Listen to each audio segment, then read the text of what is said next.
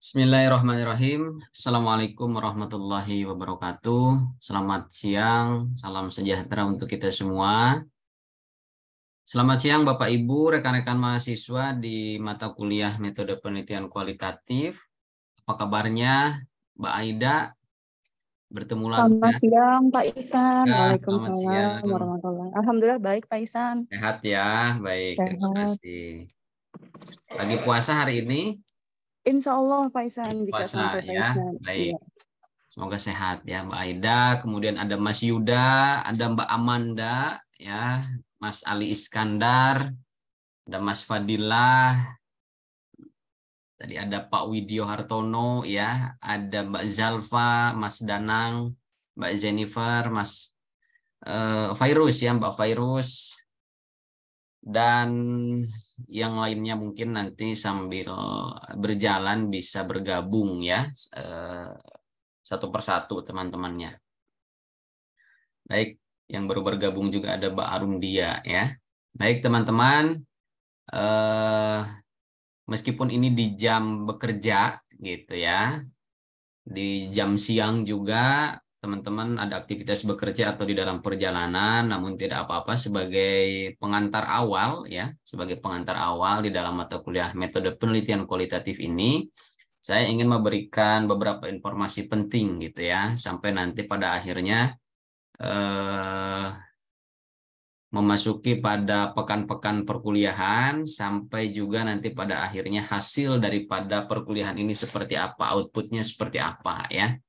Bagi rekan-rekan yang tidak memungkinkan bergabung di siang hari ini mungkin nanti bisa melihat video recordingnya. Oke, teman-teman, informasi pertama yang ingin saya sampaikan, tentu saya menyampaikan selamat datang ya, dan selamat bertemu kembali dengan saya. Mudah-mudahan teman-teman tidak merasa bosan ya dengan cara mengajar saya gitu ya. Selamat datang di mata kuliah metode penelitian kualitatif. Di sini saya memegang peran sebagai dosen pengembang yang menyusun material learning baik dari PowerPoint, RPS juga video pembelajaran. Khusus untuk video pembelajaran itu memang belum tersedia, jadi saya mencari alternatif video-video yang dianggap relevan dari media sosial YouTube gitu ya. Di sini saya ada 3 orang ya tim teaching. Pertama Prof. Khairil dari Tadulako ya di Palu sana. Kemudian ada Ibu Novita PhD ya yang ada di Inggris kalau tidak salah ya. Nah, kebetulan teman-teman berada di kelas saya. Ini merupakan gabungan juga nampaknya ya dari angkatan pertama atau batch 1 gitu ya. Angkatan pertama dan angkatan kedua gitu. Jadi di sini tidak hanya angkatan Mas Danang Duyanto saja gitu ya yang baru bergabung, tidak angkatan Mas Andreas saja, tetapi ada angkatan-angkatan yang lainnya gitu ya. Termasuk angkatan Mbak Nur Aida sebagai angkatan pertama ya. Nah, teman-teman, secara lisan saja saya ingin menyampaikan terlebih dahulu ya kontrak belajar di mata kuliah metode penelitian kualitatif. Metode penelitian kualitatif atau mata kuliah ini sebagai suatu pengantar teman-teman nanti akan membuat suatu karya ilmiah. Mungkin di beberapa mata kuliah yang lain itu teman-teman sudah diarahkan dan mungkin sudah memiliki luaran dalam bentuk artikel atau jurnal gitu ya. Tetapi nanti yang diminta di akhir perkuliahan teman-teman adalah menyusun sebuah skripsi. Maka materi ini sebagai materi penelitian kualitatif ini sebagai suatu dasar utama ya yang harus dipahami dengan baik karena akan memberikan pengantar awal bagaimana teman-teman nanti menyusun sebuah skripsi. Bagi yang sudah melakukan atau menyusun skripsi mungkin ini sifatnya repetition ya, pengulangan atau mengingat kembali. Tapi bagi rekan-rekan yang memang sama sekali belum pernah menyusun skripsi ya, belum pernah membuat suatu artikel ilmiah, nah ini menjadi kewajiban dasar bagi teman-teman harus memperhatikan dan memahami ya dari apa yang nanti saya sampaikan gitu. Aturan main di kelas saya cukup simpel. Teman-teman tidak bisa saya tidak bisa membantu terkait presensi, ya. Itu yang harus dicatat di awal perkuliahan. Teman-teman silakan mengakses materi dalam bentuk video, ya. Kemudian dalam bentuk PowerPoint atau mungkin nanti mengerjakan kuis. Kuis itu sifatnya tentatif, ya. Semua aktivitas yang dilakukan teman-teman di dalam LMS itu tercatat sebagai kehadiran. Sampai di akhir perkuliahan pun saya tidak bisa membantu dari presensi karena itu tidak aksesnya tidak dibuka untuk dosen pengampu, ya. Jadi tolong diperhatikan keaktifan dan kehadirannya. Untuk nilai saya bisa membantu dan saya mau membantu dalam tanda kutip, ya. Asalkan teman-teman ikut berproses, ya. Benar salah itu nomor sekian buat saya. Tapi teman-teman ikut berproses, ikut menghargai kelas yang saya ampu, ya, ikut menghargai teman-temannya juga. Mungkin nanti ada tugas individu atau tugas kelompok, gitu ya. Jadi dalam catatan saya mau dan bersedia membantu dalam hal nilai asalkan teman-teman mengikuti rules yang saya terapkan, gitu ya. Ketika Vicon, ya mengikuti Vicon, gitu ya, meskipun jadwalnya tentatif, ya. Mungkin nanti kita adakan Vicon mungkin 2 minggu sekali atau disesuaikan dengan materi, ya. Nah, kemudian informasi yang kedua, di dalam penugasan untuk mata kuliah ini, saya hanya memberikan 1 kali tugas, ya. Mungkin nanti di bayangan saya tugasnya akan saya berikan sebelum UTS, antara pertemuan ke-5 atau pertemuan ke-6. Ya, di mana hasil tugas itu akan dilanjutkan pada UTS dan akan berakhir pada UAS, gitu ya.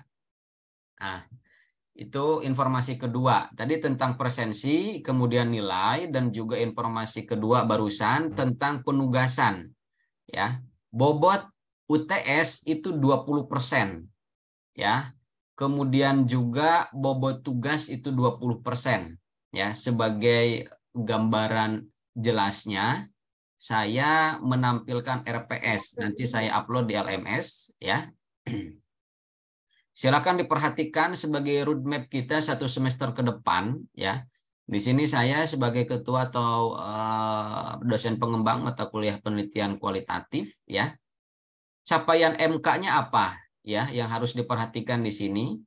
Ada 4 poin. Pertama, mahasiswa mampu memahami paradigma penelitian kualitatif di ranah komunikasi. Kedua, mampu memahami dan menjelaskan tahapan dan proses penelitian kualitatif komunikasi. Ketiga, mampu menyusun proposal penelitian, ya. Tetapi tidak hanya sebatas proposal, teman-teman harus langsung turun ke lapangan untuk mencari data, baik itu secara konvensional, turun ke lapangan itu wawancara langsung, atau by media, gitu ya, observasi di dalam media. Dan poin keempat, mampu menghasilkan luaran dalam bentuk karya ilmiah penelitian kualitatif dalam konteks komunikasi, ya. Jadi syarat lulus dari mata kuliah ini adalah teman-teman memiliki karya ilmiah dalam bentuk artikel, ya. Baik itu artikel populer maupun dalam bentuk jurnal, tapi mungkin nanti kita arahkan dalam bentuk jurnal, ya. Mungkin di kelas lain dengan pengampu yang berbeda itu disesuaikan dengan stylenya, disesuaikan dengan dengan kebutuhannya. Tetapi di kelas saya mungkin nanti akan diarahkan pada pembuatan jurnal. Teman-teman tidak boleh merasa bosan, tidak boleh merasa tidak semangat atau tidak tertarik di mata kuliah ini. Sebetulnya mata kuliah ini menurut saya adalah mata kuliah yang paling menyenangkan, gitu ya. Khususnya saya memiliki fokus pada penelitian sosial, gitu ya, komunikasi sosial. Jadi teman-teman, nanti saya upload RPS ini ke dalam LMS, tolong dibaca dan diperhatikan lagi capaian pembelajaran mata kuliah atau CPMK, ada 4 poin. Dan poin keempat itu menjelaskan teman-teman menghasilkan luaran dalam bentuk karya ilmiah. Apakah itu perseorangan atau kelompok nanti menunggu instruksi dari saya, ya. Kemudian dilihat dari komposisi nilai, di sini UAS ada 30% ya, yang memberikan kontribusi cukup besar, maka harus diperhatikan hasil akhir daripada tugas UTS dan berakhir di UAS nanti.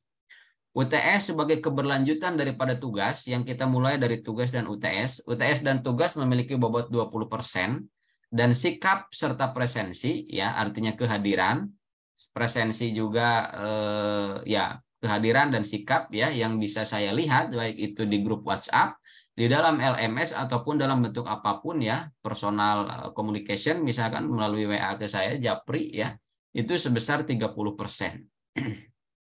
Oke.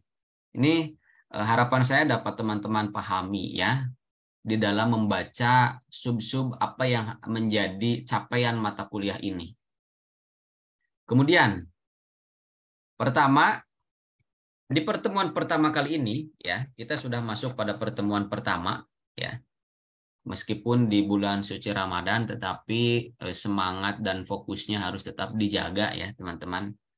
Kembali lagi kita harus mengingat ke belakang, harus melihat ke belakang, teman-teman sudah berjuang, berproses ya sebegitu lamanya, jangan sampai di tengah perjalanan menjadi rencana awal kita itu berubah dan tidak sampai gitu ya. Nah, ini kita sudah ada di semester ke-6, jadi tolong diperhatikan lagi, dijaga lagi fokusnya, kemudian disiplinnya serta semangat kuliahnya ya. Sebentar lagi mungkin teman-teman akan masuk pada semester 8 ya, mengambil magang dan skripsi. Di pertemuan pertama kali ini, sebagaimana materi yang sudah saya sampaikan, itu kita akan berbicara tentang paradigma penelitian kualitatif. Kajiannya adalah pandangan mendasar penelitian kualitatif, ciri penelitian kualitatif, dan perbedaan penelitian kualitatif ya. Di sana ada 3 paradigma besar mengenai perbedaan kualitatif dengan kuantitatif ya. Saya tidak perlu membuka materi lagi gitu ya, karena materi dapat teman-teman baca, dapat teman-teman akses dari Google gitu ya, dari manapun itu sumbernya. Tetapi jika ada pertanyaan yang jawabannya tidak ada di dalam Google, tolong ditanyakan ke saya. Ya, kalau ada pertanyaan yang sekiranya jawaban itu dapat diakses dari materi dari internet, dari Google, itu silahkan mencari jawaban sendiri gitu ya. Tetapi jika masih dianggap bingung, ragu gitu ya, perlu konfirmasi ulang, silahkan ditanyakan, silahkan didiskusikan dengan saya gitu ya. Baik di forum video conference ya, Zoom pada siang hari ini ataupun di dalam diskusi asinkron kita LMS ya. Ada 3 paradigma penelitian kualitatif dan kuantitatif yang membedakan ya. Ada yang disebut paradigma positivistik, ada yang disebut juga dengan paradigma konstruktivistik, ada yang disebut dengan paradigma kritis ya.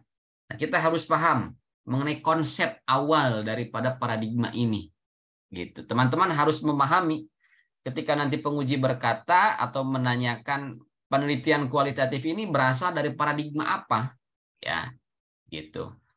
Jangan sampai teman-teman mengatakan bahwa penelitian yang saya usung, penelitian yang saya lakukan ini ya berangkat dari konsep paradigma positivistik ya. Jadi paradigma penelitian kualitatif itu masuk ke dalam paradigma konstruktivistik dan juga paradigma kritis ya.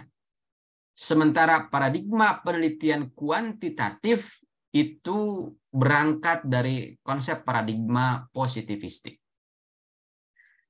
Nah, di sini kita berdiskusi saja ya. Mudah-mudahan komunikasinya bisa cair dan 2 arah. Bagi teman-teman yang memiliki profesi sebagai seorang pengajar, dalam arti guru, dalam arti dosen juga, silahkan mungkin nanti bisa kita berdiskusi, bertukar pikiran atau sudut pandang, atau mungkin sebagai seorang peneliti ya, boleh kita berdiskusi. Jangan dianggap saya memiliki asumsi atau pemaparan yang 100% benar gitu ya. Karena kesalahan atau keteledoran dari saya juga mungkin ada gitu ya. Jadi tolong saling mengkoreksi, tolong saling mengkonfirmasi gitu ya atas apa-apa yang saya sampaikan. Agar apa? Agar pengetahuan yang saya sampaikan, ya ilmu yang kita berusaha dapatkan pada proses perkuliahan ini tidak menjadi sesat, gitu ya. tidak menjadi menyimpang dari apa yang seharusnya kita ketahui gitu. Di sini saya mencoba memandu dan memfasilitasi gitu ya. Oke, itu gambaran sepintas tentang materi kita di pertemuan pertama yang membahas paradigma penelitian kualitatif.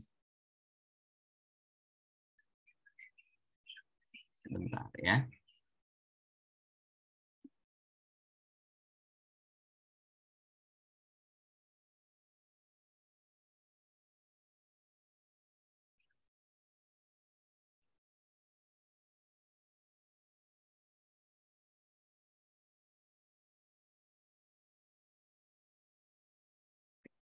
Kita lanjutkan pada pertemuan kedua ya, pekan ke depan.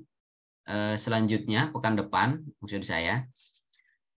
Di pekan depan ya, masuk pada pekan kedua, kita akan mulai masuk pada jenis-jenis penelitian kualitatif pada umumnya ya. Materi yang akan dibahas yaitu studi kasus dan etnografi di dalam penelitian kualitatif. Subkajiannya pengertian dan ruang lingkup studi kasus, pengertian dan ruang lingkup etnografi. Nah, apa yang dimaksud dengan studi kasus? Apa yang dimaksud dengan etnografi? Dua jenis penelitian ini memiliki kedekatan yang cukup, kemiripan yang cukup dekat. Ya, studi kasus itu adalah sebuah peristiwa yang memang diidentikan hanya terjadi di satu wilayah saja, gitu ya. Ada sisi keunikan di dalam suatu peristiwa itu. Makanya yang disebut dengan studi kasus. Kasusnya apa? Terjadinya di mana? Dalam kurun waktu berapa lama? Gitu ya. Kalau penelitian etnografi itu penelitian komunikasi berbasis budaya. Kita meneliti suatu fenomena budaya atas dasar komunikasinya, gitu ya. Sebagai contoh, penelitian di dalam ruang lingkup etnografi itu bisa kita lihat atau bisa kita lakukan ke dalam wilayah-wilayah yang memang kental dengan lingkungan budayanya. Contoh di lingkungan masyarakat Baduy gitu ya. Kemudian kalau di Tasikmalaya itu ada masyarakat adat Kampung Naga, kemudian ada masyarakat Dayak gitu ya. Dan beberapa jenis masyarakat adat lainnya. Nah, itu kita bisa melihat dari sudut pandang etnografi. Kemudian apa yang dimaksud dengan studi kasus tadi? Segala sesuatu yang terjadi khusus pada wilayah tersebut dan pada kurun waktu tersebut. Makanya disebut dengan studi kasus. Kasusnya diidentikan terjadi hanya pada tempat tersebut saja. Tetapi pengertian studi kasus juga seiring berkembangnya fenomena dan realitas sosial itu tidak sesempit yang saya katakan barusan.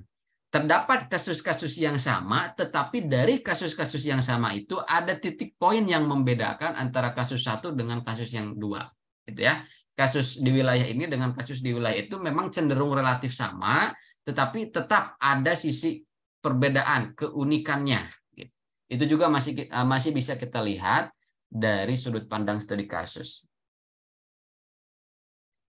Kemudian pada pertemuan ketiga kita akan berbicara tentang jenis penelitian kualitatif selanjutnya, yaitu fenomenologi dan analisis naratif. Ya. Fenomenologi ini sebagai suatu pendekatan yang melihat pada pengalaman seseorang sebagai suatu pijakan di dalam menemukan pengetahuan. Ya, jadi pengetahuan itu bukan hanya kita dapatkan dari peristiwa yang kita lihat, dari peristiwa yang kita saksikan, gitu ya. Tetapi pengetahuan itu juga berdasar dari diri kita, berdasar dari dalam diri seseorang. Apa yang seseorang alami itu menjadi salah satu sumber dari pengetahuan. Tetapi saya perlu tekankan, penelitian kualitatif ini tidak meneliti individu dalam konteks tunggal, tetapi meneliti individu di dalam suatu kelompok tertentu. Ya, jadi ada kelompok-kelompok yang memang dapat dikatakan secara heterogen maupun homogen, tetapi di dalam kelompok-kelompok itu ada beberapa orang secara individu yang mengalami pengalaman, baik itu relatif sama ataupun berbeda-beda. Itu fokus dari penelitian fenomenologi. Ketika ada satu orang di Indonesia yang mengalami sesuatu hal yang cukup langka dan belum ada pembandingnya, belum ada orang lain yang mengalami hal tersebut, maka itu sulit untuk kita bisa melihat dari sudut pandang fenomenologi. Ya, itu nanti kita akan bahas secara mendalam di pertemuan ketiga. Selanjutnya, selain fenomenologi, ada juga analisis naratif. Analisis naratif itu kita melihat suatu teks, suatu naskah dalam bentuk cerita, dan cerita. Ya, baik itu cerita di dalam media maupun cerita non media, gitu ya. Nanti pendekatannya analisis wacana, ya, atau analisis semiotika, atau analisis framing, ya. Biasanya ini dilakukan oleh mahasiswa dengan konsentrasi periklanan, ya, periklanan atau kajian media digital, ya. Tetapi kita di sini memiliki fokus salah satunya adalah komunikasi digital, maka masuk ke dalam kajian di dalam mata kuliah metode penelitian kualitatif itu, ya. Nah, itu gambaran di pertemuan ketiga. Di pertemuan keempat, ya, kita akan berbicara tentang analisis wacana dalam penelitian kualitatif. Ya, sudah masuk lebih mengerucut lagi, ya. Subkajiannya pengertian analisis wacana, model analisis wacana, kelebihan dan kekurangan analisis wacana, serta tahapan analisis wacana. Selain analisis wacana, ada yang disebut dengan analisis isi, ya, atau disebut juga dengan analisis konten. Apa konten yang ditampilkan oleh media tersebut, kita kaji, kita analisa. Itu disebut juga sebagai analisis isi, ya. Nanti studinya studi deskriptif atau komparatif, gitu ya. Hanya mendeskripsikan dari satu konten saja atau membandingkan antara satu konten dengan konten yang lain. Itu komparasi, ya. Kemudian di pertemuan kelima, kita akan belajar dan mendiskusikan pada analisis semiotika di dalam penelitian kualitatif. Saya harap teman-teman sudah tidak asing lagi dengan beberapa istilah analisis wacana, analisis semiotika, analisis framing, gitu ya. Apa yang disebut dengan analisis semiotika? Semiotika itu berbicara tentang tanda dan simbol, gitu ya. Apa yang ditandakan dan apa yang disimbolkan di dalam pesan, baik itu di media maupun non-media, itu yang kita kaji, itu yang kita teliti, gitu ya. Masuk ke dalam konteks komunikasi nonverbal. Ya, meskipun di dalamnya nanti pasti kita akan menggabungkan antara komunikasi verbal dan nonverbal, gitu. Jadi ada yang disebut dengan analisis semiotika, gitu ya. Apa sih makna? Nah, kalau semiotika, tanda dan simbol, nanti kita akan berbicara tentang makna. Makna dari sebuah tanda, makna dari sebuah simbol. Tentu di sini kita memerlukan daya imajinasi yang tinggi serta kemampuan representasi yang tinggi. Kita harus bisa menerjemahkan dan merepresentasikan arti atau makna di balik sebuah tanda atau simbol. Seperti apa tanda dan simbol itu, kita nanti akan pelajari di pertemuan kelima. Kemudian di pertemuan keenam, ya, kita akan melanjutkan pembahasan yaitu tentang kajian pustaka atau literatur review. Ya, subkajiannya pengertian dan tujuan kajian pustaka, kriteria pemilihan kajian pustaka, klasifikasi kajian pustaka, dan sumber-sumber pustaka. Kajian pustaka itu sebagai dasar kita melakukan penelitian yang selanjutnya. Pertama, kajian pustaka itu atau sumber pustaka itu kita gunakan sebagai pijakan awal. Oh, ada loh yang meneliti ini, saya juga tertarik dengan penelitian seperti ini, dengan penelitian serupa. Tetapi dari sumber pustaka itu, dari kajian atau literatur review itu, kita harus mencari dan menemukan gap research-nya, perbedaan antara penelitian yang sudah dilakukan dengan penelitian yang akan kita lakukan. Baik dari teorinya, baik dari metodenya, baik dari objek penelitiannya, atau dari subjek penelitian. Ya, kita nanti akan berusaha membahas, mencari, dan mengklasifikasikan. Nanti kita tabulasi kajian pustaka, ya. Kemudian di pertemuan ke-7 ya kita akan membahas materi tentang langkah-langkah menyusun penelitian kualitatif. Subkajiannya teman-teman nanti akan saya pandu untuk menentukan tema dan judul penelitian, latar belakang penelitian, rumusan masalah penelitian, dan tujuan penelitian. Ya, nanti kita akan langsung praktek ya, bagaimana cara menentukan atau memilih tema dan judul penelitian, latar belakang penelitiannya seperti apa, rumusan masalah penelitiannya seperti apa, redaksinya, dan tujuan penelitiannya seperti apa. Secara sederhana, silakan rekan-rekan sekarang mulai mencari tema atau topik ya penelitian yang akan teman-teman lakukan, dan itu saya harapkan berlanjut secara serius ke skripsi nanti gitu ya. Jadi kan kelas saya ini sebagai kelas klinik ya, klinik proposal penelitian. Lakukan konsultasi dengan saya khususnya di dalam penelitian kualitatif. Ya, manfaatkan kesempatan ini dengan baik agar tidak menyita waktu lagi di kemudian hari. Dan di pertemuan ke-8 kita akan masuk pada UTS ya. UTS seperti tadi saya sampaikan merupakan terusan atau keberlanjutan daripada tugas sebelumnya. Selanjutnya di pertemuan ke-9 kita akan membahas tentang teori di dalam penelitian kualitatif ya. Apa sih peran dan fungsi teori di dalam penelitian? Lalu bagaimana cara bekerja teori itu? Ada yang disebut dengan teori sebagai pisau analisis. Bagaimana teori-teori itu membedah atau menjelaskan suatu peristiwa atau fenomena gitu ya.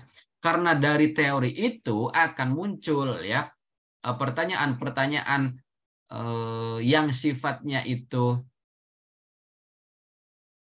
merepresentasikan dari masalah yang diangkat ya. Pertanyaan-pertanyaan operasional dari judul yang teman-teman tetapkan ya. Kemudian kita juga akan melihat ya kategori-kategori teori berdasarkan tradisi komunikasi ya.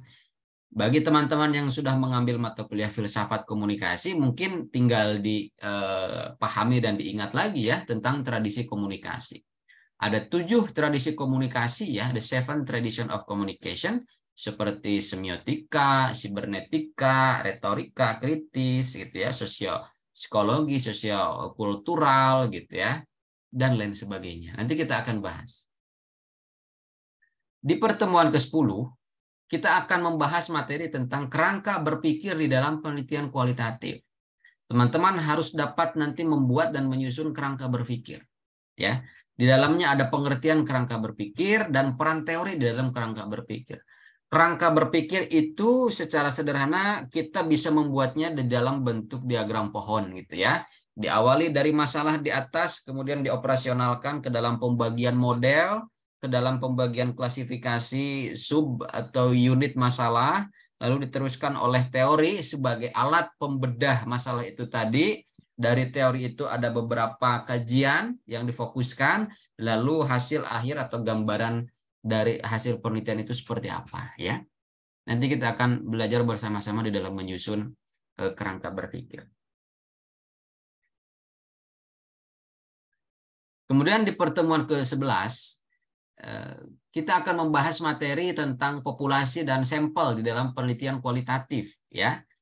Pengertian populasi dan sampel di dalam subkajiannya ada teknik pengambilan sampel, perbedaan populasi dan sampel di dalam penelitian kualitatif. Nanti juga kita akan melihat dan menemukan beberapa istilah yang berbeda di dalam penelitian kuantitatif dengan kualitatif ya. Kalau kuantitatif itu ya sekelompok orang yang kita teliti itu disebut dengan responden. Kalau kita di dalam kualitatif namanya juga kualitatif, maka kita mencari kualitas informasi. Maka kalau yang dicari kualitas informasi, jumlah informan yang kita dapatkan bukan menjadi barometer, tidak menjadi ukuran, ya, tetapi melihat pada kedalaman dan kecukupan jawaban atas masalah yang kita angkat. Kalau kuantitatif itu berbicara tentang kuantitas, ya. Ada responden yang ditetapkan berdasarkan kriteria-kriteria tertentu, ya, yang itu memiliki jumlah yang cukup banyak. instrumen yang digunakannya pun itu berbeda ya. Sebagai contoh sederhana dan memang lumrah digunakan itu dalam bentuk kuesioner ya, sebar angket, dan sekarang tidak perlu angket konvensional, angket digital pun sudah bisa ya. Tinggal teman-teman bikin di Google Form gitu ya, pilih menu apa namanya kuesioner lalu disebarkan ke grup WhatsApp gitu. Nanti teman-teman sudah bisa mendapatkan datanya. Sifat dari penelitian kuantitatif itu hanya untuk mengkonfirmasi apakah iya atau tidak gitu ya. Ciri penelitian kuantitatif itu apa? Biasanya dilihat dari redaksi judulnya itu ada kata-kata pengaruh, ada kata-kata hubungan ya, ada kata-kata dampak. Maka yang menjadi rumusan masalah biasanya apakah ada pengaruh gitu ya terhadap apa yang ditanyakan. Pengaruh konten YouTube akun apa terhadap minat atau motivasi mahasiswa Universitas Siber Asia dalam apa gitu ya. Yang dicari itu berpengaruh atau tidak, iya atau tidak. Itu saja hasil daripada penelitian kuantitatif. Atau apakah ada hubungan gitu ya. Maka nanti hasil akhirnya ada hubungan atau tidak ada hubungan. Apakah berdampak antara ini dengan itu gitu ya. Jawabannya adalah iya atau tidak gitu. Jadi penelitian kuantitatif itu mengusung konsep das Sein, das Sollen gitu ya. Apa yang sebenarnya lazim terjadi, maka seperti apa dengan realitas yang ada. Secara teori dikatakan A, tapi hasil penelitian itu terungkap jawabannya adalah B. Nah, maka kenapa itu bisa terjadi? Jadi antara jawaban iya dengan tidak, ada pengaruh atau tidak, ada hubungan atau tidak, ada dampak atau tidak. Tetapi kualitatif tidak seperti itu. Kualitatif lebih cair, lebih kaya lagi. Dan jawabannya pun berupa narasi atau deskripsi. Ya, nanti teman-teman dituntut untuk bisa menulis kalimat yang benar gitu ya di dalam menarasikan jawaban-jawaban atau temuan di dalam hasil penelitiannya. Kalau berbicara sampel, di dalam penelitian kualitatif ada beberapa sampel yang memang lumrah dan sering digunakan. Itu pertama purposive sampling, ya, yaitu kita menetapkan orang-orang yang kita lihat sebagai karakteristik umum yang kita butuhkan. Oke, saya mau meneliti mahasiswa Universitas Siber Asia angkatan pertama. Maka siapa yang disebut angkatan pertama? Pertama ada Mbak Nur Aida, kedua ada Mas Andreas, ketiga ada Mas Danang, dan lain sebagainya. Karena ruang lingkupnya angkatan pertama, gitu ya, kemudian dikerucutkan lagi angkatan pertama yang sudah bekerja. Di angkatan pertama tidak semuanya bekerja. Ada mahasiswa yang tidak bekerja juga, gitu ya. Nah, itu bisa dispesifikan lagi. Syarat pertama itu angkatan pertama dan syarat kedua itu yang sudah bekerja. Ya, syarat bekerjanya juga kita bisa spesifikan lagi, bekerja di dalam ruang lingkup BUMN gitu ya. Apakah itu di Pertamina, apakah itu di KAI atau di PLN dan lain sebagainya. Yang di luar BUMN tidak kita kaji. Nah, itu sebagai salah satu gambaran sederhana tentang teknik purposive sampling ya. Ada juga yang kedua ya, teknik snowball sampling ya. Snowball sampling itu logika sederhananya adalah seperti bola salju ya. Ada di dataran tinggi, pegunungan tinggi gitu ya. Ketika bola diluncurkan dari atas, yang menggelinding itu berupa bola dan diselimuti oleh salju, semakin ke bawah saljunya semakin tebal, dan semakin besar.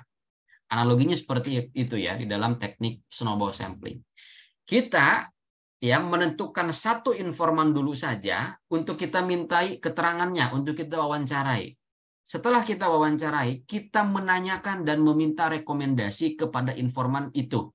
Siapa lagi ya menurut Anda yang bisa saya cari dan minta keterangannya yang dianggap memiliki kapasitas informasi seperti Anda?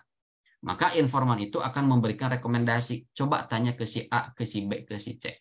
Itu yang disebut dengan teknik snowball sampling ya, bergulir seperti bola salju. Kita mendapatkan rekomendasi berdasarkan informasi yang disampaikan oleh informan sebelumnya. Biasanya snowball sampling ini dilakukan pada penelitian-penelitian sosial yang sifatnya dalam tanda kutip cukup sensitif ya. Contoh, seperti apa Pak isu yang sensitif di dalam penelitian komunikasi gitu. Ketika teman-teman ingin mengetahui sebuah fenomena atau pola komunikasi ya, tetapi subjek penelitian dan objek penelitiannya itu cukup sensitif, ya apa namanya? Itu bisa menggunakan teknik sampling, snowball sampling gitu. Misalkan teman-teman tertarik dengan fenomena prostitusi gitu ya, dan kemudian punya channel gitu, teman-teman boleh melakukan wawancara dengan salah satu apa ya disebutnya ya, dengan salah satu yang memerankan atau menjalankan prostitusi itu tadi ya, baik itu yang melayani ataupun orang-orang yang apa namanya, yang membackup atau melindungi sebuah kelompok prostitusi itu tadi. Teman-teman cari dan temukan satu orang dulu saja, wawancarai, minta kesediaannya. Setelah itu minta rekomendasi. Siapa lagi ya yang bisa saya wawancara? Maka dia akan memberikan rekomendasi. Itu ya tentang isu sensitif. Atau tentang isu sensitif yang lainnya, tentang budaya, tentang agama, ya, tentang hal-hal yang sifatnya sensitif lah. Kemudian kita lanjutkan ke pertemuan ke-12. Di pertemuan ke-12, kita akan membahas tentang wawancara di dalam penelitian kualitatif. Apa yang dimaksud dengan wawancara, ya, batasan wawancara dan kelebihan wawancara. Wawancara sebagai salah satu, bukan satu-satunya, salah satu teknik pengambilan data yang lazim dan banyak digunakan di dalam penelitian kualitatif. Biasanya wawancara ini tidak pernah tertinggal, ya, kecuali di dalam studi literatur, studi pustaka, ya, atau literatur kajian pustaka itu literatur review ya. Teman-teman melakukan kajian tetapi mereview saja. Ada satu penelitian, misalkan gini, kalau kita lihat di Indonesia ini ada beberapa dosen, saya, Bu Dinda, dan Bu Ayu, katakan seperti itu. Saya punya penelitian, Bu Dinda punya penelitian, Bu Ayu punya penelitian. Teman-teman kumpulkan penelitian itu, analisa masing-masing, dan simpulkan ke dalam satu penelitian jurnal yang teman-teman buat. Nah, itu disebut literatur review ya. Itu penelitian kualitatif yang cukup sederhana dan simpel. Nah, wawancara ini sebagai suatu metode teknik ya di dalam pengambilan data ya, baik itu komunikasi sosial, komunikasi korporat gitu ya, dan lain sebagainya. Selain itu, wawancara kerap kali didukung oleh observasi. Nah, kita di pertemuan ke-13 akan membicarakan tentang observasi. Bagaimana langkah dan teknik observasi? Nanti teman-teman harus menyiapkan file note, ya, catatan lapangan. Bagaimana menerjemahkan temuan-temuan observasi, gitu ya, baik yang direkam oleh katakanlah itu handphone maupun yang dicatat. Kemudian di wawancara tadi, ya, saya terlewat. Wawancara itu dapat kita dokumentasikan dalam bentuk catatan kita maupun dalam bentuk rekaman kita. Ada teknik-teknik bagaimana kita melakukan sortir atau mengkode dari coding gitu ya, atas informasi yang kita butuhkan. Ini informasi yang relevan, ini informasi yang tidak relevan. Yang tidak relevan kita buang. Yang relevan sesuai apa yang ditanyakan kita perjelas ya, kita narasikan. Dan ketika ada satu poin yang cukup unik, yang cukup menarik, tetapi itu di luar daripada pembahasan kita, maka itulah temuan penelitian kita. Itulah pola baru yang kita dapatkan di dalam penelitian kita. Ya, penelitian kualitatif yang dikatakan bagus itu, ya, penelitian yang mampu menemukan pola baru. Ya. Jadi ada pola baru di luar pertanyaan, di luar fokus yang kita susun itu menjadi sesuatu hal yang sangat menarik ya, menjadi nilai tambah gitu. Oke, kita lanjutkan. Tadi kita sudah belajar tentang observasi dalam penelitian kualitatif pada pertemuan ke-13. Di pertemuan ke-14 kita akan melanjutkan pada FGD. Nah, selain wawancara, observasi, dokumentasi, kita juga bisa melengkapinya dengan FGD di dalam penelitian kualitatif. Focus group discussion, ya. Bagaimana kita bisa menangkap atau mendapatkan apa namanya data melalui diskusi. Jadi informan-informan itu kita kumpulkan, kita lakukan diskusi. Nah, FGD ini dapat kita manfaatkan sebagai upaya dari keabsahan data. ya, triangulation ya, triangulasi. Triangulasi itu ada beberapa kategori, ada triangulasi sumber data, yaitu membandingkan antara satu orang dengan orang lain, informan satu dengan informan yang lain, ya, triangulasi sumber data itu, atau membandingkan pertanyaan satu orang yang sama dengan kurun waktu yang berbeda. Saya tanya si A, ya, di sini ada katakanlah siapa ya?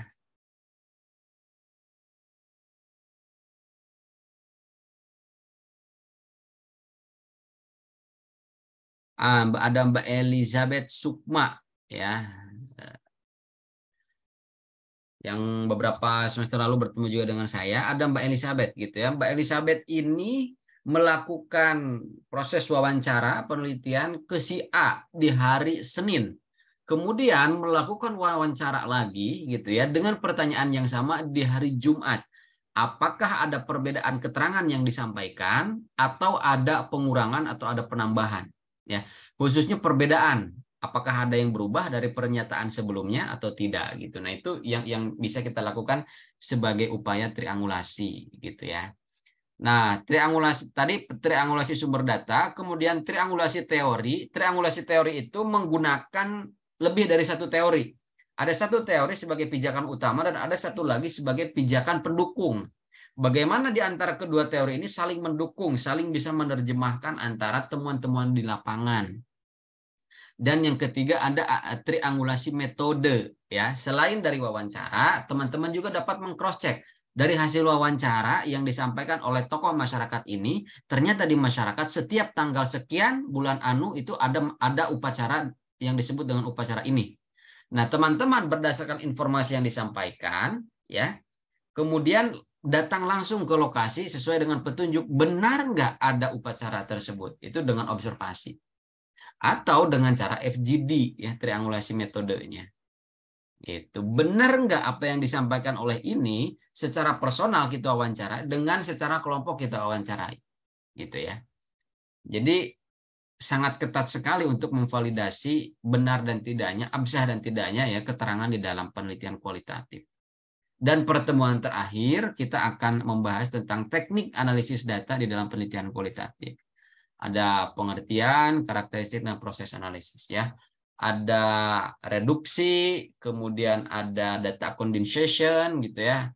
Mereduksi itu memilih yang tadi saya katakan antara data yang kita butuhkan dan data yang tidak kita butuhkan. Kemudian setelah itu tersusun data-data yang kita butuhkan, kita narasikan dan kita simpulkan ya. Ada tiga. Ya, ada tiga di dalam proses analisis data. Nah, Bapak Ibu, rekan-rekan semuanya, inilah gambaran perkuliahan kita selama 1 semester ke depan. Ya, mudah-mudahan kita bisa menjalani proses perkuliahan ini dengan baik, dengan enjoy dan menyenangkan. Ya, tentu sesuatu hal yang menyenangkan, sesuatu hal yang kita lakukan yang didasari oleh kesenangan, kebahagiaan, tidak akan menjadi sebuah beban gitu ya, dan justru akan kita nikmati gitu ya melalui proses kita di dalam perkuliahan ini sampai akhirnya nanti didapatkan suatu pengetahuan yang komprehensif dan nilai yang maksimal juga.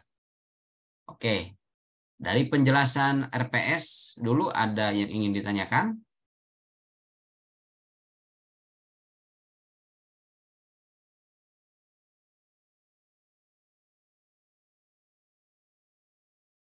Jika ada sesuatu yang merasa kurang sesuai dari apa yang saya sampaikan, karena di sini karakteristik mahasiswanya itu cukup heterogen ya. Ada yang memang masih fresh graduate, kemudian ada yang sudah bekerja atau mungkin sudah paham dari apa yang saya sampaikan. Tolong ya, saya minta tolong untuk bisa di cross check, dikonfirmasi atau diskusi gitu ya. Supaya semuanya menjadi baik dan benar gitu ya atas pemahaman kita ke depannya. Saya izin menyapa dulu. Selamat siang Pak Widyo. Salam sehat. Selamat siang Pak. Ya. Iya, luar biasa ini penjelasannya Bapak. Jelas sekali bagi kami. Baik Pak Widyo, sedang ada di mana sekarang kalau boleh tahu? Sedang ada di rumah Pak. Di rumah, oke ya. Pak Widyo izin ya di mata kuliah ini yang menjadi nanti kelulusan atau maksimal tidaknya nilai itu luaran Pak, outputnya nanti artikel. tapi kita belajar bersama-sama. Gitu ya, belajar bersama-sama. Nanti ada fenomena yang menurut Pak Widyo itu menarik gitu ya. Boleh kita angkat dalam konteks komunikasi.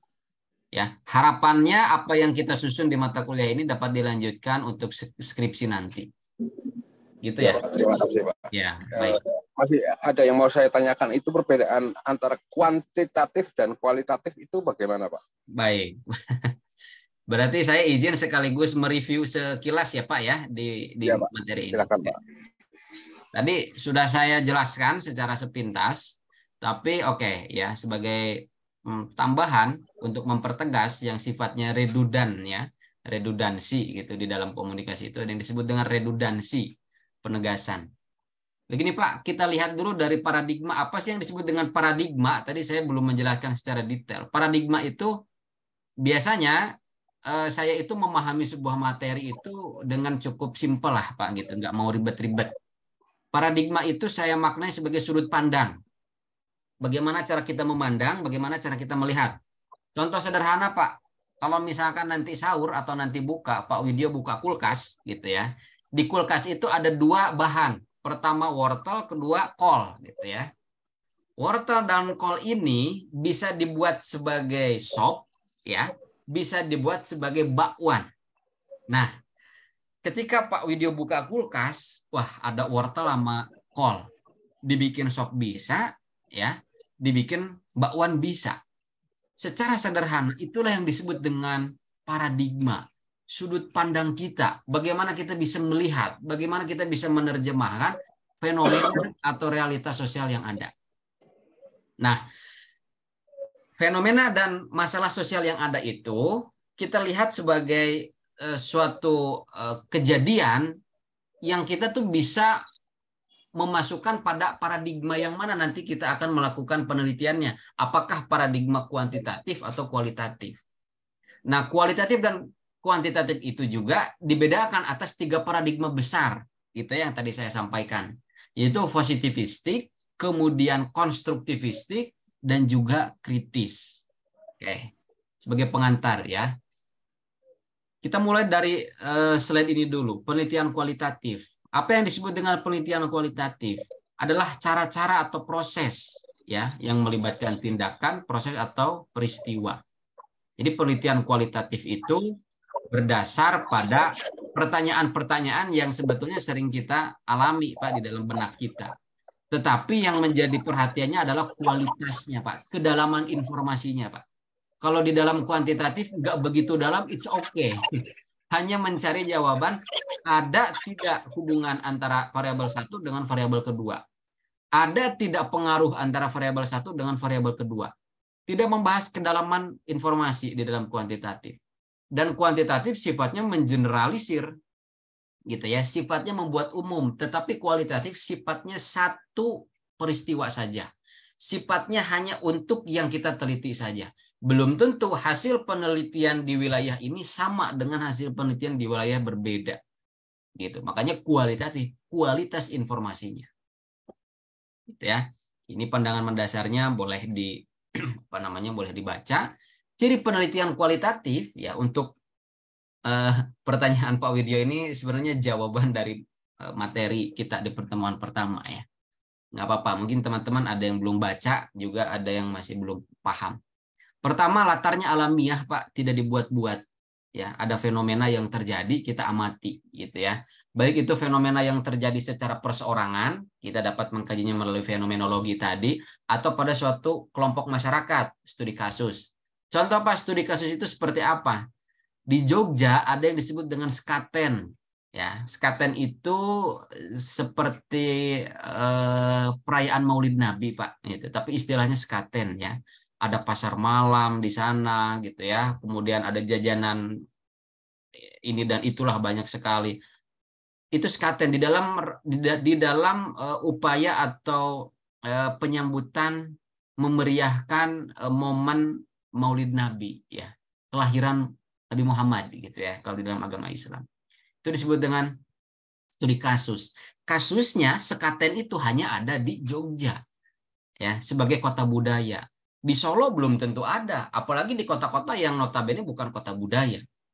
Tetapi studi kasus ini memiliki himpitan atau kesamaan yang cukup mirip dengan etnografi tadi. Etnografi itu sesuatu hal yang berbau budaya. Nah, kita tahan dulu sampai di sana. Ciri penelitian kualitatif itu latarnya alamiah, tidak dibuat-buat, gitu ya.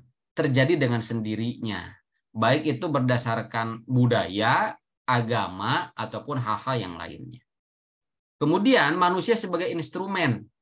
Kita sebagai peneliti, sebagai manusia, kita sebagai instrumen utama, Pak, gitu ya. Kita yang bisa menangkap dan merasakan dari apa yang terjadi. Kita bisa menangkap dan menginterpretasikan dari informasi yang kita terima, gitu. Jadi instrumen utama di dalam penelitian kualitatif itu adalah kita sendiri sebagai peneliti.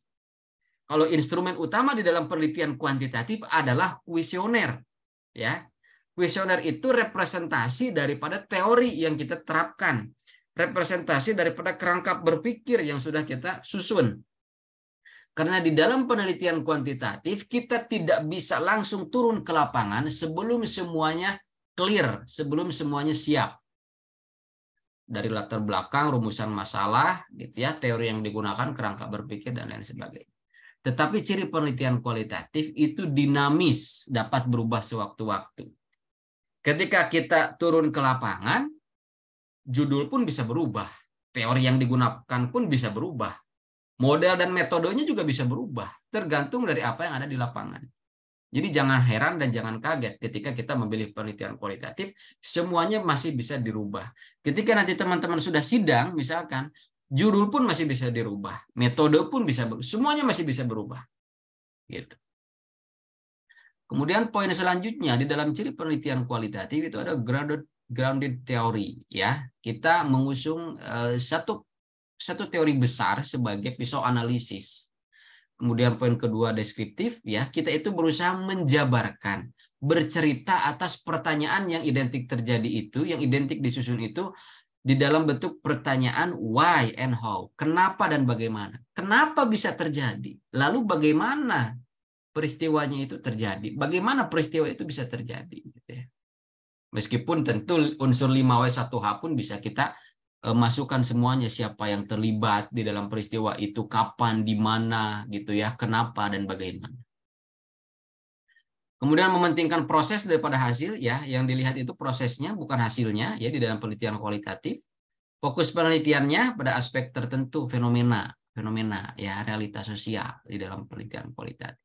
Desain riset bersifat sementara, maka itu penelitian kualitatif kapanpun dimanapun bisa berubah.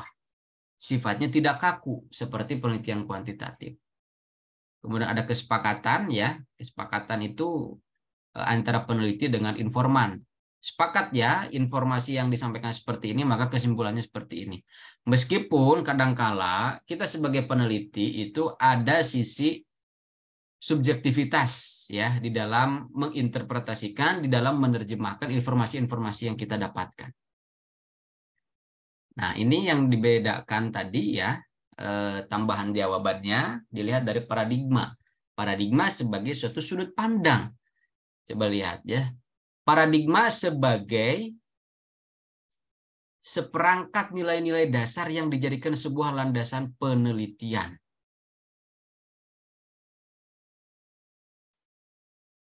Ya, secara umum ada 3 paradigma: positivistik, konstruktivis, dan kritis. Oke, intinya paradigma penelitian kualitatif itu paradigma penelitian kualitatif itu berada pada paradigma konstruktif dan kritis. Itu ya yang harus dicatat.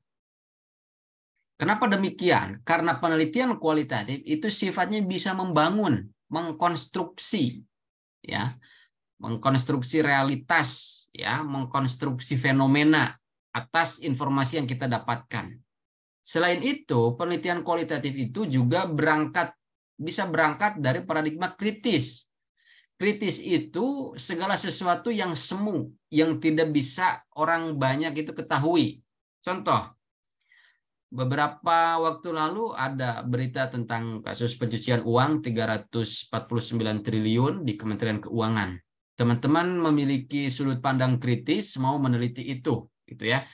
Teknik sampling yang digunakan seperti tadi saya sampaikan itu menggunakan snowball sampling, katakan seperti itu. Maka teman-teman berusaha mendobrak dari apa yang umum tidak ketahui, publik umum tidak ketahui, ya. Kritis itu berusaha mengangkat permasalahan mendasar ke permukaan supaya orang lain tahu.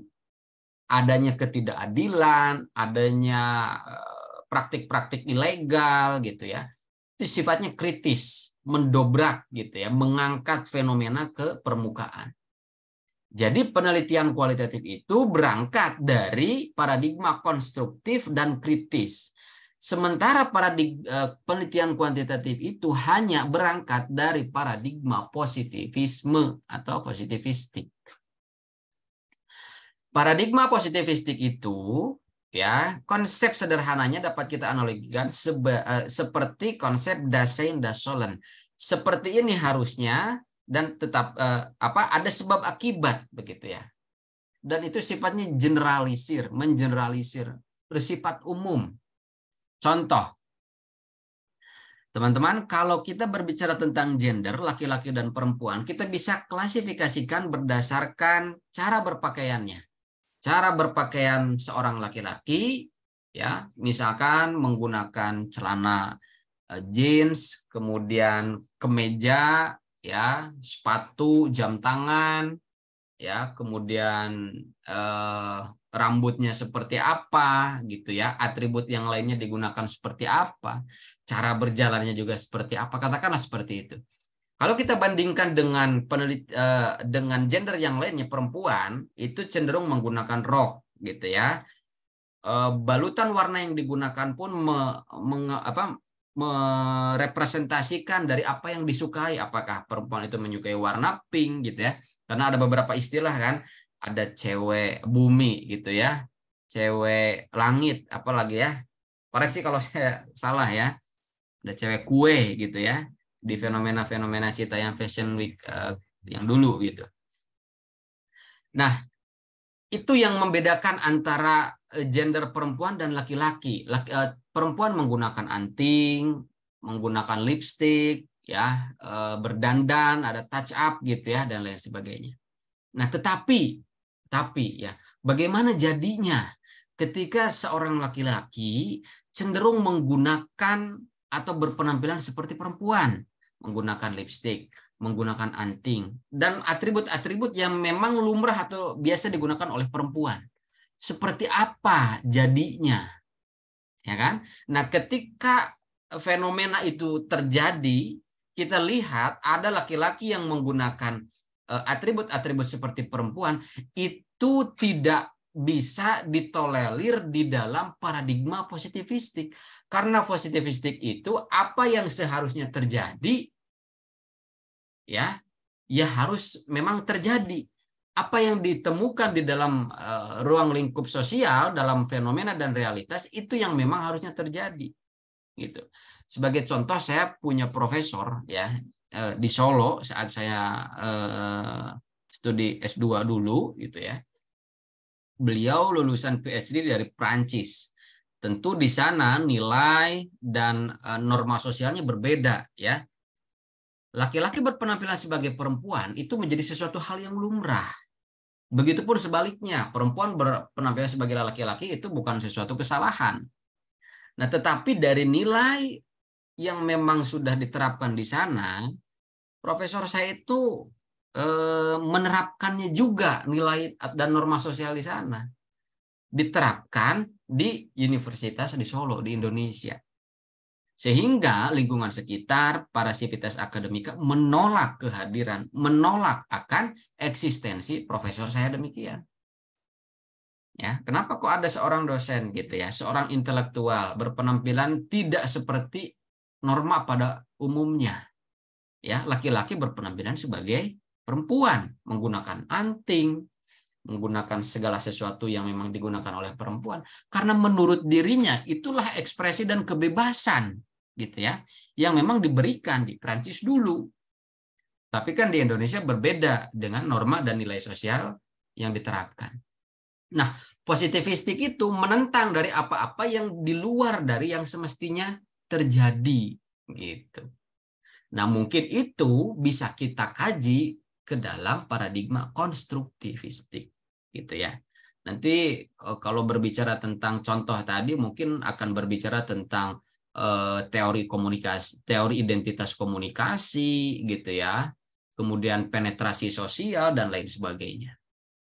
Nah, jadi saya tegaskan lagi, perbedaan mendasar di dalam penelitian kualitatif itu bahwa penelitian kualitatif berangkat dari paradigma konstruktif dan kritis, sementara kuantitatif itu berangkat dari paradigma positivistik.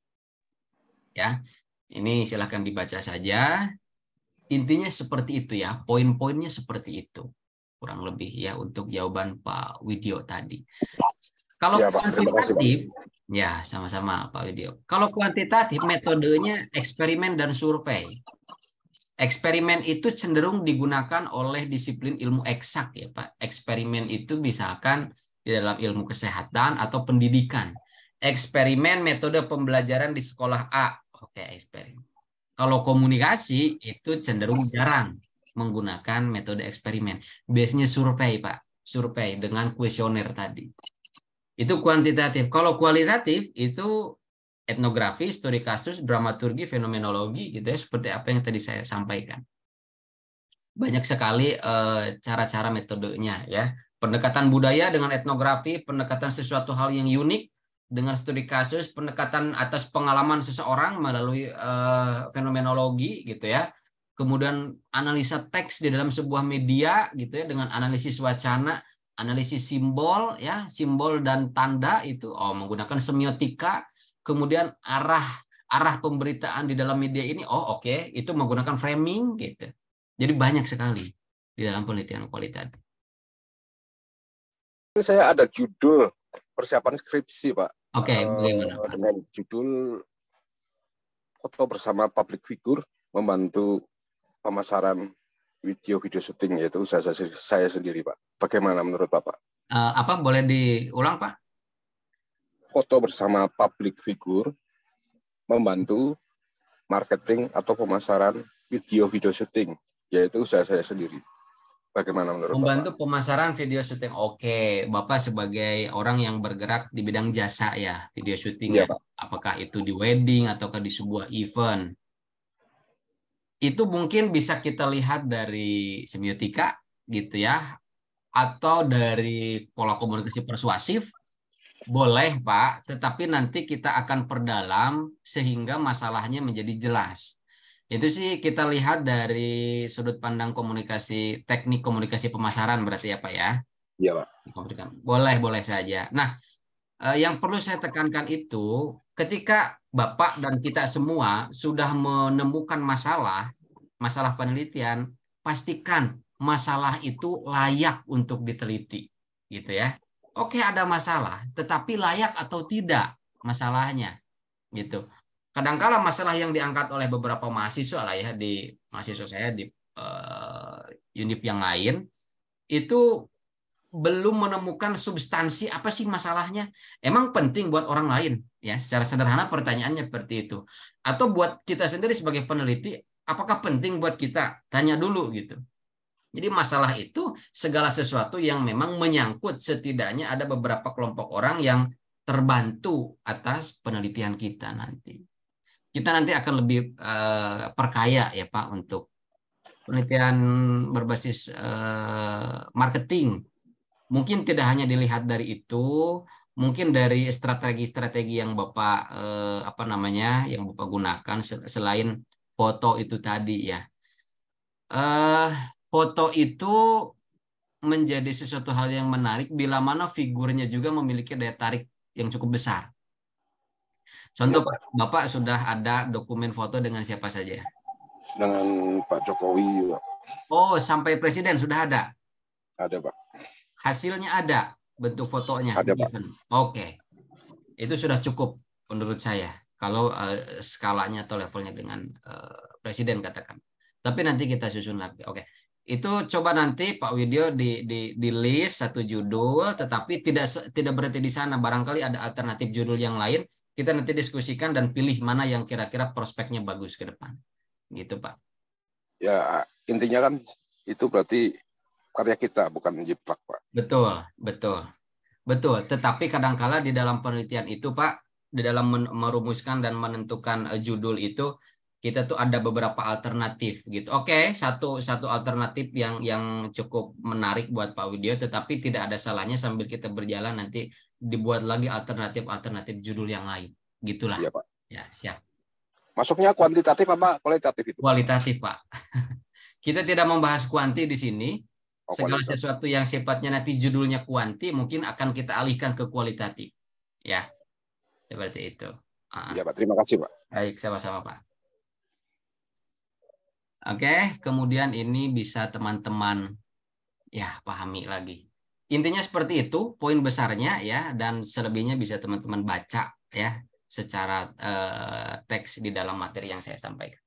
Selain Pak Widyo, apakah ada yang ingin disampaikan, dikonfirmasi atau ditanyakan ke saya? Karena saya tidak bisa minum ya, jadi cukup haus juga. Silakan, apakah ada yang mau disampaikan, ditanyakan? Assalamualaikum, Pak. Ya, waalaikumsalam Pak Haji Abdullah. Gimana, sehat Pak? Alhamdulillah. Apa kabar, Pak? Alhamdulillah. Semoga kuat puasa. Alhamdulillah. Assalamualaikum. Kebetulan tidak lagi di sana ya Pak ya? Baru pulang 3 hari yang lalu, Pak. Oh, baru pulang umroh dari sana ya? Ya, baik. Ya. Mohon izin, Pak, konfirmasi aja untuk yang terkait yang tadi Pak sampaikan untuk barangkali dari mata kuliah ini berlanjut ke skripsi. Ya. Ini yang kalau kualitatif ini yang nggak pakai hitung-hitungan, Pak. Betul. Ini narasi kalimat-kalimat saja, Pak. Ya, kalau ini ya cocok, Pak. Kalau yang hitung-hitungan kuantitatif kemarin agak bikin. Oh, sudah ya kuantitatif ya di semester kemarin, Pak? Sudah yang kuantitatif. Sama Bu Yayu ya? Iya. Oh ya. Iya. Terima kasih, Pak, konfirmasi itu. Iya. Itu saja berarti. Ya, terima kasih. Oke. Jadi saya melihat kalau Bapak Ibu rekan-rekan di sini punya suatu lembaga, baik itu bisnis, ya usaha atau lembaga apapun lah. Kebetulan Pak Mufid, kalau biasanya saya izin memanggilnya Pak Mufid gitu ya, punya travel atau agen umrah katakanlah seperti itu boleh meneliti di tempat kita gitu ya. Tetapi memang begini Pak, kalau kita meneliti di tempat sendiri itu biasanya ada bias, kabur gitu. Ini kok meneliti di tempat sendiri gitu. Harusnya kan orang lain, memang ada bias, tetapi bisa kita akali gitu. Artinya teknik cara pengambilan datanya kita meminta bantuan orang lain gitu. Caranya, alternatifnya seperti itu. Karena memang tidak menjadi kesalahan juga meneliti di tempat sendiri, tetapi memang itu cenderung bias nantinya. Dan perlu saya tekankan lagi, Bapak Ibu rekan-rekan, boleh meneliti di instansi manapun, di masyarakat manapun, dalam konteks atau dalam tanda kutip Bapak Ibu punya akses. Jangan sampai judulnya bagus, ya, rumusan masalahnya bagus, tapi sulit untuk akses. Contohnya yang tadi saya paparkan, meneliti tentang pencucian uang 349T, tapi nggak punya akses sama sekali. Ya udah, jangan mempersulit diri. Gitu ya. Mudah-mudahan kita berlanjut, Pak Mufid, nanti sampai setidaknya jurnal lah. Jurnal itu bahasannya cukup ringan, hasil penelitiannya pun belum mendalam, Pak. Kalau jurnal itu kan ada jurnal 1 atas topik ini, kita bikin jurnal kedua atas topik yang kedua, jurnal ketiga atas topik. Kalau skripsi itu cenderung lebih dalam nanti gitu. Ya. Siap. Terima kasih. Ada yang lain lagi Bapak Ibu rekan-rekan semuanya? Jadi nanti di tugas ya, nanti akan saya share tugas dan template-nya, nanti kita sudah mulai start gitu. Jadi coaching saja nanti sama saya, sama-sama belajar gitu ya. Kalau di sini kan memang coachingnya secara online gitu ya. Kalau di kampus lain saya ya bertemu langsung dengan mahasiswa, tapi tidak apa-apa, nanti by email atau by Zoom juga boleh gitu ya. Yang penting substansinya bisa dipahami. Kalau tidak ada pertanyaan lagi, apakah oke, dari Mbak Zalfa gimana? Jadwal Vikon. Jadwal Vikon begini ya, jadwal Vikon itu sebetulnya diatur oleh Kaprodi, Bu Ocha. Tapi sampai sekarang saya sendiri belum mendapatkannya. Gitu ya, belum mendapatkannya. Dan kebetulan sekarang itu apa namanya? Di bulan Ramadan gitu ya, ketika saya nanti adakan di sore bentrok ya, ibu-ibu yang masak, bapak-bapak yang ngajak anaknya ngabuburit juga tidak bisa hadir gitu ya. Tapi di satu sisi juga yang bekerja di jam sekarang itu nggak bisa fokus gitu. Kalau malam itu fokusnya taraweh. Selesai taraweh jam 8 lebih, setengah 9. Belum lagi yang di bagian Indonesia Timur gitu ya, bisa malam sekali gitu. Jadi untuk jadwal Vikon sifatnya masih tentatif dulu ya Mbak Zalfa ya. Masih tentatif dulu untuk pertemuan apa namanya? Sekarang memang masih di hari Kamis gitu ya di jam 1.30, tapi nanti sifatnya itu fleksibel saja atau kalau sudah ada jadwal Vikon nanti saya share gitu ya, nanti saya share ya. Gimana? Berarti selama bulan Ramadan ini ya Pak ya, di hari Kamis jam 1.30. Ya, sementara ya, sementara. Kalau misalkan nanti berlanjut tetap di hari Kamis tetapi ada perubahan jam, nanti saya infokan ya. Untuk lebih mempersingkat koordinasi, saya infokannya di grup WA ya, supaya langsung bisa di sama-sama ya. Kemudian juga saya mau mengadakan Vikon besok, kan ada libur ya, ada besok tanggal berapa? Tanggal 7 ya. 7 ya, ada yang Wafat Isa Al-Masih kan bagi Paskah ya kalau nggak salah. Oh, tanggal 9-nya ya kalau Paskah. Tanggal 7-nya Wafat Isa Al-Masih. Ya, seperti itu ya. Oke, teman-teman, apakah bisa dipahami apa yang saya sampaikan di pengantar perkuliahan kita ya, dari penjelasan RPS dan penelitian serta nanti rencana kita 1 semester ke depan membuat suatu karya ilmiah. Bisa dipahami?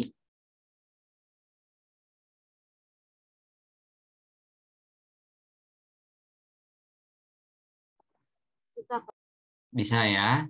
Baik. Kalau begitu saya akhiri dulu, saya cukupkan ya sebagai pengantar kita pada perkuliahan ini. Biasanya nanti saya informasikan lagi terkait apa-apa yang harus saya update gitu ya, baik hari Vikon, jam Vikon gitu. Terima kasih atas atensi yang diberikan oleh Bapak Ibu semuanya. Mudah-mudahan selalu diberikan kesehatan dan kelancaran dalam setiap aktivitasnya. Selamat menjalankan ibadah puasa bagi yang menjalankan. Sampai bertemu pada perkuliahan selanjutnya. Saya tutup. Selamat siang. Assalamualaikum warahmatullahi wabarakatuh. Assalamualaikum warahmatullahi wabarakatuh.